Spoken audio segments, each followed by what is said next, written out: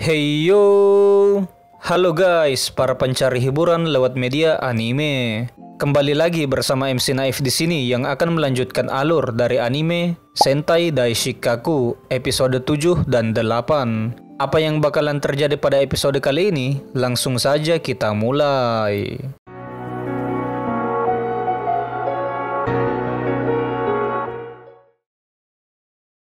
Semua ranger independen yang telah melalui hari pertama ujian berakhir menerima kekalahan. Ada yang marah dengan teman setimnya, seperti Yukino yang marah kepada Yamato karena terus-terusan lari saat ujian. Juga ada yang sudah kelelahan di hari pertama, seperti si Angel Usukubo ini. Shion pun menyuruh para orang lemah untuk pulang jika takut. Mendengar itu, si MC merasa kalau Shion punya mental yang luar biasa, tapi cara bertarungnya tadi telah menyelamatkannya, jadi dia akan bergantung pada Shion besok. Sedangkan Eigen Urabe tidak terima dipanggil lemah. Dia berkata kalau si kecil itu sangat kuat meski bertubuh cilik, lalu mengajak Ranmaru yang setim dengannya pergi untuk membahas rencana besok. Nampaknya mereka adalah teman sejak kecil, jadi seringkali bersama seperti itu. Pria berotot dari kelompok Pink langsung kembali latihan badan setelah selesai ujian karena kalah. Dia akan mengurung diri di training room, ujar Akebayashi Renren. Di saat Di berpikir jika para penguji tidak berniat meluluskan mereka, XX terlihat berlari di koridor belakang. Untungnya tidak ada yang melihatnya selain Di seorang. Shion ingin membicarakan sesuatu kepada Hibiki, tapi Di ingin segera pergi mengembalikan XX ke dalam lemari. Jadi pembicaraan ini harus tertunda. XX mengetuk pipa di sana beberapa kali dan terlihat menunggu jawaban, namun Di langsung menangkapnya kemudian mengembalikannya ke dalam lemari. Kini Di bertemu dengan Shion. Dia ditanya alasan kenapa bergabung sebagai ranger, karena ocehan tentang saling memahami para monster dengan dirinya saat ujian berbeda. Shion ingin tahu apa yang dipikirkan Hibiki agar mereka bisa bekerja sama besok. Shin kemudian flashback saat ujian tadi. Setelah bel berbunyi, Tokita malah lanjut mengunci Shion dan ingin menghajarnya dengan dalih tambahan waktu. Tapi Di menghentikan pria itu karena Shion adalah anggota tim yang berharga. Tokita pun berkata, apakah itu yang masih kau pikirkan? Seketika Di bingung mendengar kata-katanya dan sadar jika kunci yang dibawa penguji hanya satu. Tapi Hisui datang menghentikan mereka karena waktu sudah habis. Saat mereka berdua sudah pergi, Di menganalisa kembali ujian ini dari semua yang terjadi. Dia menyimpulkan bahwa ujian ini adalah pertarungan tim melawan anggota dalam kelompok yang sama. Artinya Di yang berada di kelompok merah bersama Shion harus mengalahkan satu sama lain. Mau tidak mau harus ada yang gagal. Akhirnya Di berniat untuk mengakhiri mimpi Shion di sini. Teknisi yang diminta memperbaiki lemari oleh Di kemarin datang ke kamar Hibiki untuk memperbaiki lemari. Saat lemari dibuka, XX langsung menyerang orang itu saat melihat dia bukan si Di, tapi serangannya berhasil ditepis. Sepertinya XX masih terbilang lemah, sama seperti Sentoin pada umumnya. Dia tak berdaya melawan ranger itu, dan saat X merasa kalau dirinya akan dihabisi, si ranger berkata akan membiarkannya kabur. Mungkin dia adalah ranger, tapi dia tak begitu suka bertarung. Itulah mengapa pekerjaan terkait perawatan bawah tanah diambilnya. Di menceritakan masa lalu Hibiki kepada Shion soal Blue Keeper yang menyelamatkan Hibiki beserta kakaknya. Tapi Shion ingin mendengar tentang monster yang menyebut dirinya dewa. Di pun mengelak berkata kalau semuanya terjadi dalam sekejap, jadi dia tak begitu ingat. Tapi sepertinya monster itu adalah salah satu petinggi para monster. Kakak Shion dihabisi oleh petinggi monster. Oleh karena itu dia memupuk dendam yang sangat besar karena tak bisa melakukan apa-apa saat melihat kebrutalan si monster yang merebut kehidupan kakaknya. Dia akhirnya tahu alasan Shion selalu gegabah. Dia tahu dengan baik motivasi yang bisa memberikan kekuatan seperti itu dan harus menghentikannya di sini meski beresiko. Dia berkata, bukannya petinggi monster itu harusnya sudah mati karena kejadiannya sudah lama berlalu. Jika masih belum ditemukan, mungkin Dragon Keeper sudah mengalahkannya sejak dulu. Tapi Shion tidak menemukan satupun rekaman mengenai pertarungan mingguan yang mengalahkan monster jahat itu. Dan yang muncul cuma sekumpulan monster bodoh. Shion sudah menunggu selama 4 tahun untuk membalaskan dendam ini, ujarnya. Seketika Di kaget mengira kakaknya mati 13 tahun yang lalu. Karena Di tahu persis bahwa semua petinggi mereka sudah mati. Di masih mengira jika ada kesalahpahaman di sini, tapi kata-kata Di sama seperti yang dikatakan para ranger. Tak ada bukti petinggi monster berada di sana, jadi testimoni Shion tidak bisa dipercaya. Di masih sulit menerima kalau ada petinggi monster yang masih hidup dan berpikir jika XX tahu sesuatu. Di saat yang sama, ranger yang bersama wanita monster ditembak oleh monster kuat yang mirip seperti monster di masa lalu Hibiki. Monster itu bernama Peltrola. Katanya dia datang karena XX mengirimkan sinyal bantuan dari pipa. Tapi X malah menjawab kalau dia bisa kabur sendiri jika ada jalur yang telah diamankan. X pun merasa sangat terhormat karena seorang petinggi menyelamatkannya. Tapi mungkin dia berkata seperti itu karena takut akan kehadiran Peltrola. Petinggi itu mengharapkan dunia di mana mereka tak perlu bergantung dengan kekerasan. Dia menunjukkan dirinya yang seperti pahlawan di hadapan XX. Tapi wanita itu gemetaran sambil berharap Di segera melepaskan penyamarannya dan kabur sekarang juga. Jika terus seperti ini, dia akan berada dalam bahaya. Di yang kembali ke kamar, tak sabar melihat wajah Shion saat dia mengkhianatinya di menit-menit akhir nanti. Dia tertawa sambil berharap XX juga tertawa mendengar rencananya. Tapi dia tidak tahu kalau yang berada di dalam lemari itu adalah petugas perawatan yang sudah mati.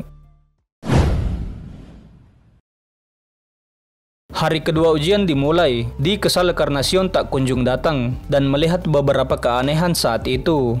Mulai dari Yamato dan Ishikawa yang berbicara secara pribadi dan Koguma Ranmaru yang babak belur sendirian tanpa ada Urabe bersamanya.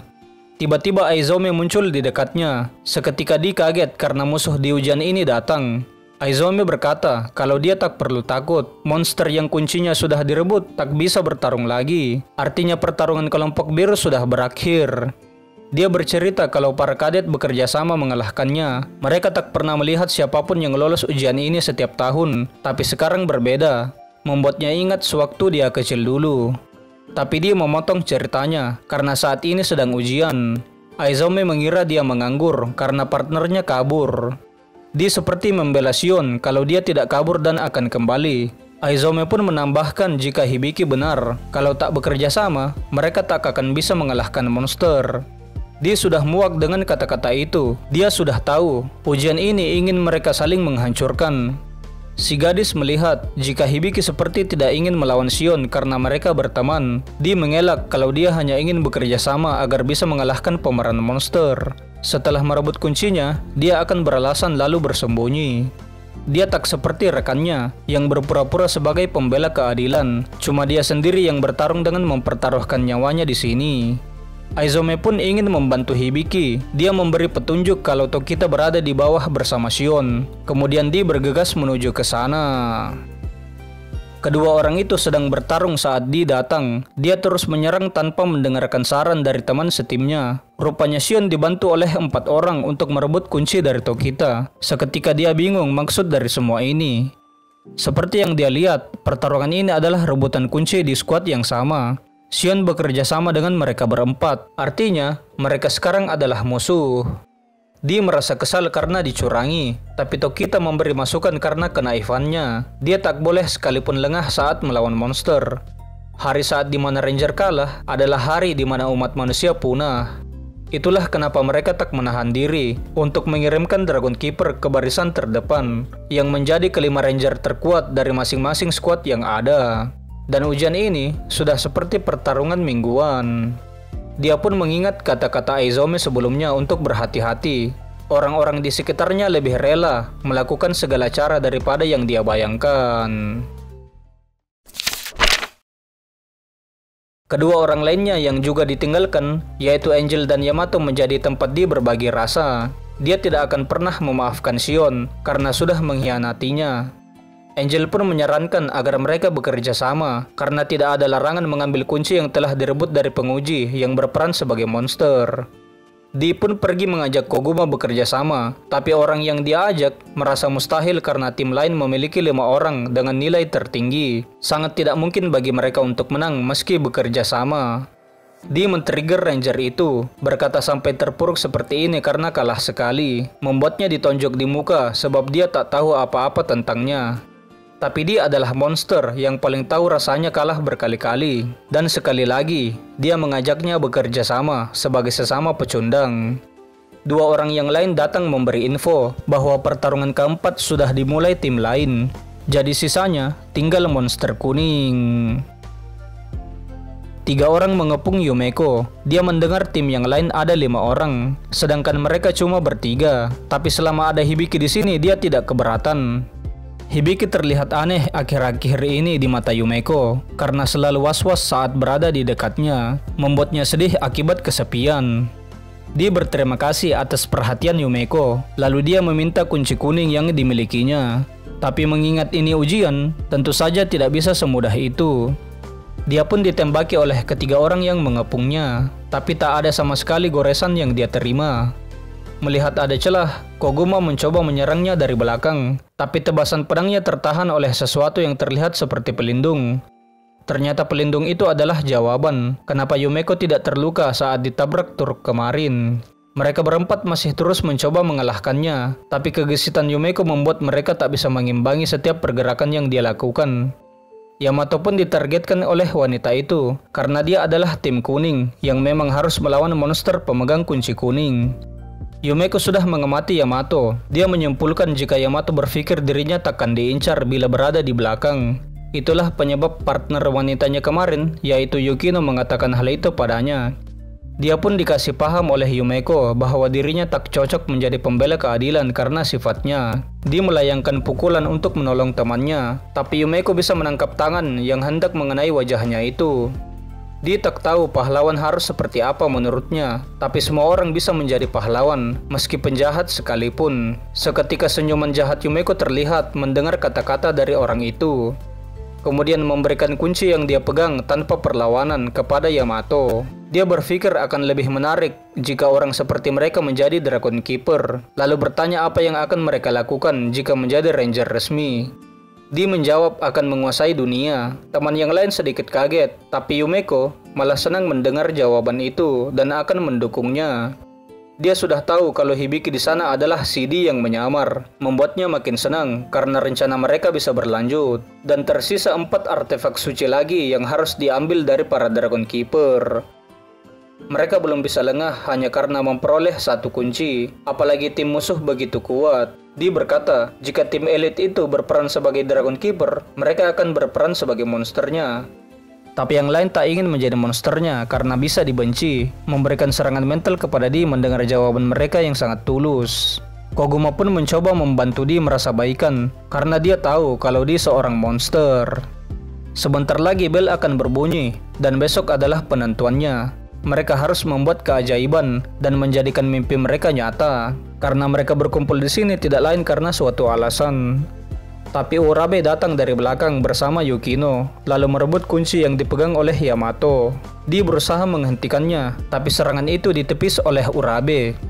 Dan akhirnya bel berbunyi di waktu yang sangat tidak tepat bagi mereka. Namun mereka tidak tahu jika ada petinggi monster yang sedang berkeliaran di tempat itu untuk menghabisi Ranger satu persatu. Dan hanya Aizome seorang yang melihat kejadian mengerikan itu. Tim Sakurama terlihat sedih saat mengetahui kunci kuning telah direbut tim lawan. Membuat Yukino mengejek Yamato kalau dia sebaiknya menjadi seorang host saja daripada seorang ranger, karena tujuannya ingin jadi populer di kalangan perempuan. Sedangkan Urabe kaget bahwa Koguma Ranmaru berani melawan seorang junior rank 1.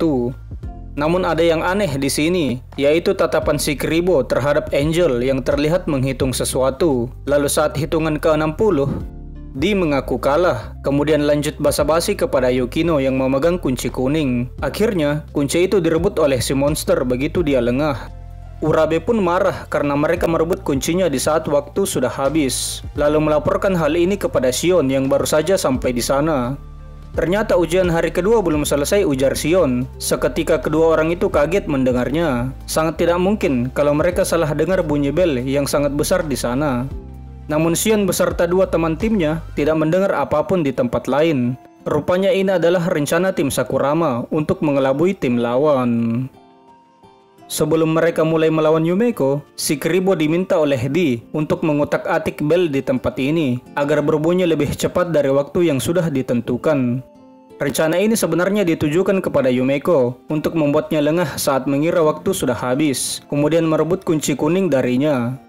Karena merasa takkan berjalan semulus itu, Angel akan menghitung waktu, kemudian memberi sinyal saat waktunya sudah dekat. Dan tugas terakhir mereka adalah melindungi kuncinya sampai waktu habis. Kejar-kejaran antara kedua tim tak terelakkan. Angel bersama Koguma berhenti berlari untuk menahan tim lawan, tapi Shion berhasil lolos dari serangan dadakan mereka. Yamato meminta Hibiki agar kunci itu diberikan padanya, karena dia berniat melindunginya sekuat tenaga. Bisa dibilang ini adalah keputusan yang bagus, mengingat Yamato adalah pelari yang sangat cepat. Akhirnya mereka harus melindungi Yamato dari tim lawan. Saat Di berduel dengan Shion, ada dua orang yang melewatinya. Dua orang itu telah lepas dari Angel dan Shikiribo. Dengan sigap, Di menembak satu orang yang mencoba menembak Yamato, membuat tembakannya meleset mengenai tangan Yamato. Akhirnya kunci itu terbang, membuka kesempatan bagi Yukino untuk merebut kunci terakhir. Tapi Yamato juga masih terus berlari, dan keberuntungan masih memihak kepada tim Sakurama. Tim mereka lah yang mendapatkan kuncinya di saat bel yang asli berbunyi. Di sisi lain, Aizomi menyelamatkan bawahannya dari serangan ganas Peltrola. Wanita itu disuruh kabur, tapi dia tidak sanggup meninggalkan atasannya sendirian. Seketika kepalanya hilang terkena serangan kedua dari si monster. Aizomi terlihat sangat sedih juga kesal. Dia bertanya-tanya kenapa ada petinggi monster di sini. Tapi si monster balik bertanya apakah dia yang menciptakan konflik di tempat ini. Dia juga berkata kalau posisi si junior rank 1 itu tidak cocok dengan tubuhnya, sebab umurnya tidak semuda penampilannya. Dan karena dia telah hidup memikul tekanan berat terus-menerus, Peltrola akan menjaga penampilan sang wanita saat ini untuk selamanya, daripada membiarkannya terus hidup dan membusuk. Aizomi pun marah, tak terima dihina tua, sebab dia akan tetap terlihat manis saat menjadi nenek tua nanti. Artefak sucinya yang bernama Umibozu pun dia keluarkan, lalu mereka pun bertarung.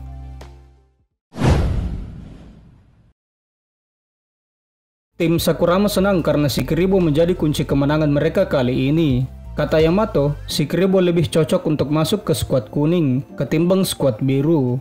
Yamato pun ingin bertukar posisi karena merasa akan lebih populer di skuad biru. Di merasa kalau mereka sebagai Dragon Keeper boleh juga, membuat Koguma melihatnya dengan heran. Mereka pun berniat mengunjungi pria berotot yang tidak ikut pada ujian hari kedua ini.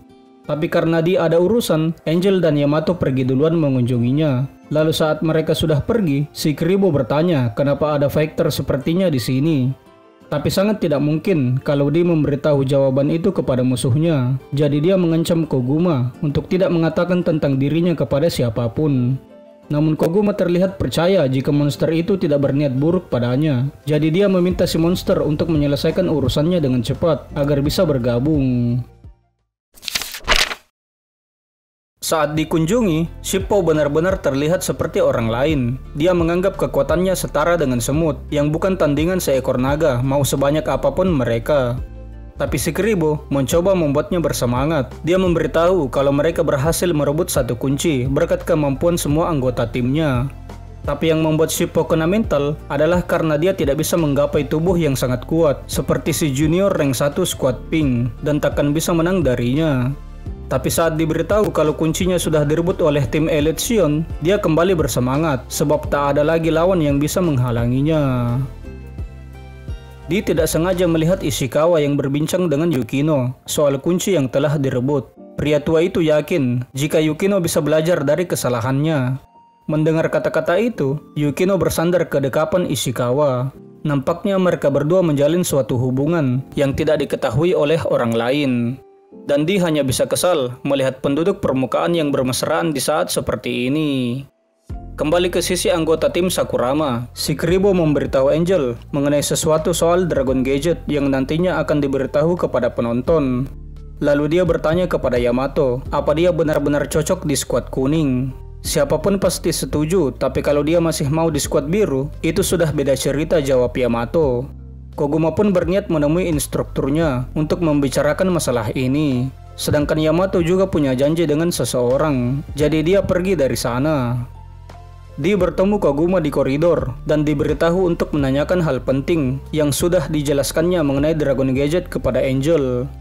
Ranger itu juga berterima kasih kepada Di. Mau siapapun dirinya, dia telah menyadarkannya soal peran yang harus dia mainkan. Tapi dalam hatinya, Di berkata bahwa dia hanya memanfaatkan mereka semua. Tiba-tiba dia melihat Yamato yang berjalan ke suatu tempat dan mencoba mengikutinya. Koguma merasa senang karena sudah bisa menentukan pilihannya sendiri. Sepertinya di masa lalu, Urabe telah menjadi sosok pahlawan baginya. Dan itu yang menjadikannya mengikuti Urabe untuk bersama-sama menjadi Ranger Biru. Tapi kali ini, dia yang akan menjadi pahlawan untuk dirinya sendiri. Saat menuju ke tempat instruktur, dia berpapasan dengan Aizome yang sedang melawan eksekutif atau petinggi monster. Kedua belah pihak terlihat menerima luka yang sangat berat, dan karena takut akan apa yang dilihatnya, dia segera kabur dari sana, berharap ada orang yang menolong si junior rank 1. Aizome pun diserang oleh Peltrola yang sudah melemah akibat luka saat dia menekan tombol lift di belakangnya. Dan saat ingin dihabisi oleh si monster, Koguma kembali datang untuk menyelamatkannya. Wanita itu kaget karena seorang kadet mencoba menolongnya. Dia pun didorong masuk ke lift saat berusaha menyuruh si kadet untuk pergi, dan pintu lift pun tertutup. Koguma yang dipenuhi rasa takut menyerang Peltrola. Namun sayang, serangan si monster lebih cepat daripada serangan yang dia berikan. Alhasil dia tertembak di badan. Peltrola juga sudah diambang batasnya. Dia tak menyangka orang biasa yang bukan Dragon Keeper bisa melukainya separah ini. Jadi dia berniat untuk mencari tempat kosong agar bisa fokus memulihkan diri, lalu menyerahkan tugas pembersihan kepada XX di sana. Di bersembunyi melihat negosiasi antara Ishikawa dan Yamato. Dia sudah curiga saat tadi pagi melihat mereka berdua berbicara di tempat ujian. Sepertinya Ishikawa akan memasukkan Yamato untuk menggantikan Yukino di timnya jika kunci itu diserahkan. Karena sejak awal, pria tua itu lebih suka Yamato berada di timnya.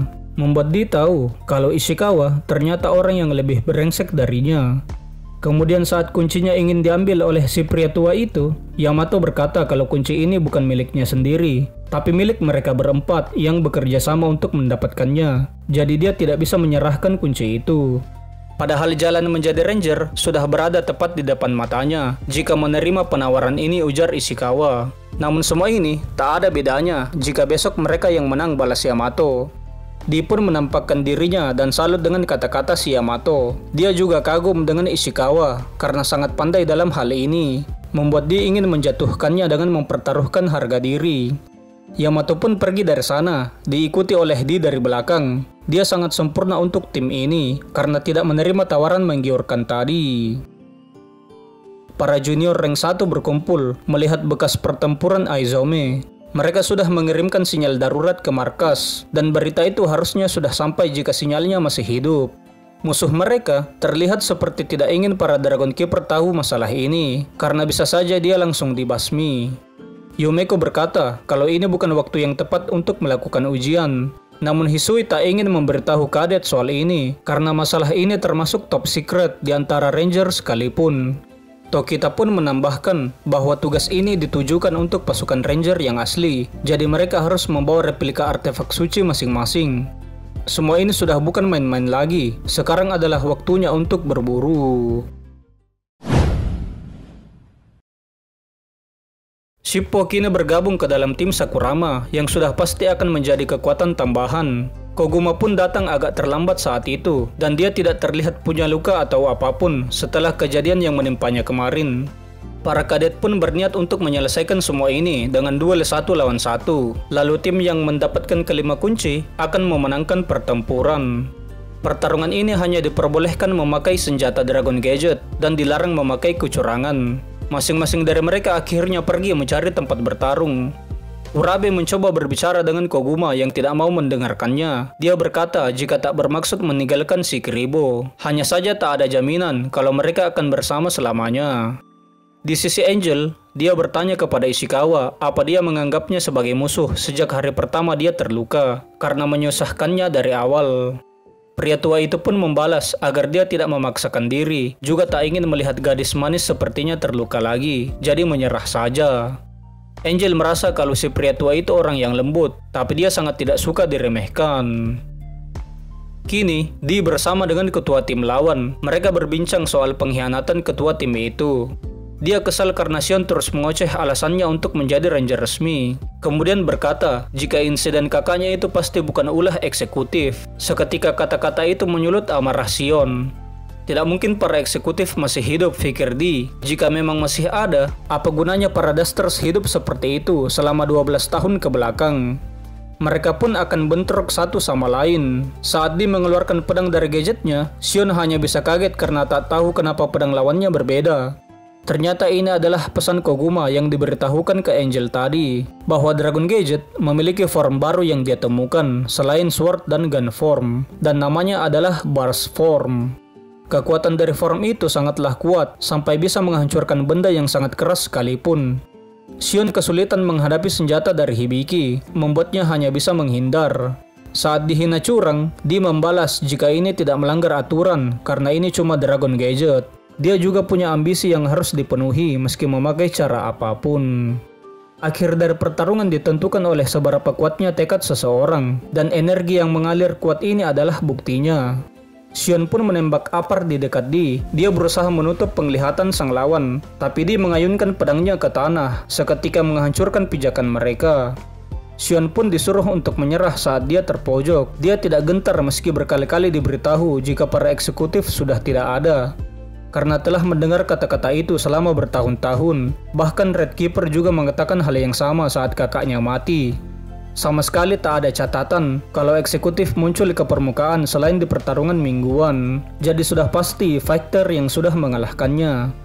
Si Merah juga berkata jika kakak Sion salah memilih pekerjaan dan dia sejak awal tidak cocok menjadi ranger. Niat sebenarnya dari Sion tidak hanya menargetkan eksekutif, tapi juga ingin membalaskan dendamnya kepada pasukan ranger. Sekali lagi pedang mereka pun bertuburukan, dan sudah pasti pedang Dilah yang menang dengan kekuatan seperti itu. Sion kemudian mengingat saat kakaknya diterima sebagai ranger, dia diberikan kalung yang menjadi pengingat kepada saudaranya itu. Dia juga melihat kakaknya yang akan melawan seluruh ketidakadilan di dunia ini sebagai sosok yang tiada duanya. Dan hal itu membuat Sion kembali bangkit. Dia memakai teknik khas orang Indo jika ada sesuatu yang rusak, dan kalian pasti sudah tahu. Ya, memperbaikinya dengan cara ditabok. Lihatlah dia, menabuk senjatanya berkali-kali, kemudian burst form dari gadgetnya keluar. Memang manjur ajaran dari negeri kita ya guys, boleh dicoba. Dan dengan ini, mereka akan kembali bertarung.